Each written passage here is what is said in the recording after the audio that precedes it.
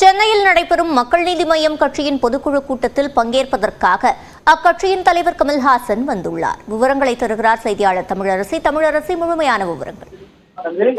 சிவரஞ்சனி, மக்கள் நீதி மய்யம் கட்சியின் பொதுக்குழு கூட்டம் சென்னை தேனாம்பேட்டையில் இருக்கக்கூடிய காமராஜர் அரங்கத்தில் அக்கட்சியின் தலைவர் கமலஹாசன் தலைமையில் தற்போது தொடங்கியிருக்கிறது. இந்த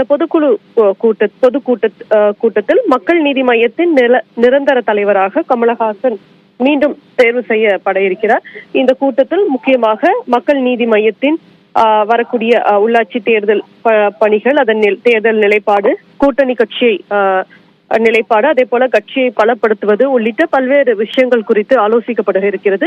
மேலும் கூட்டத்தில் கட்சி தொடர்பான எந்த முடிவையும் எடுப்பதற்குரிய அதிகாரம் தலைவர் கமலஹாசனுக்கு மக்கள் நீதி மய்யம் கட்சியின் அனைத்து பொதுக்குழு உறுப்பினர்களாகவும் ஏகமனதாக அளிக்கப்பட்டு மற்றும் பொதுக்குழுவில் கமலஹாசன் மக்கள் நீதி மய்யம் கட்சியின் நிரந்தர தலைவராக மீண்டும் தேர்வு செய்யப்பட இருக்கிறார் என கட்சி நிர்வாகிகள் தெரிவிக்கின்றனர். மேலும் இந்த கூட்டத்தில் ஒரே நாடு ஒரே தேர்தல், ஜிஎஸ்டி குளறுபடி, நீட் தேர்வு ரத்து, தமிழக மீனவர்கள் தாக்கப்பட்டது உள்ளிட்ட மத்திய அரசிற்கு எதிராக 20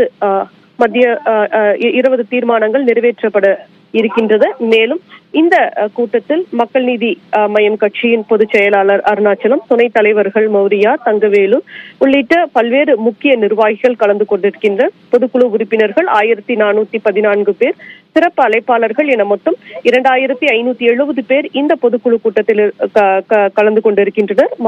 மாநிலம் முழுவதும் இருந்து இந்த கூட்டத்திற்காக நிர்வாகிகள் பங்கேற்றிருக்கின்றனர். நாடாளுமன்ற தேர்தலுக்கு பிறகு கமலஹாசன் தலைமையில் நடைபெற இருக்கக்கூடிய முதல் பொதுக்குழு கூட்டம் இதுவாகும். சிவரஞ்சனி, விவரங்களை வழங்கியமைக்கு நன்றி தமிழரசி.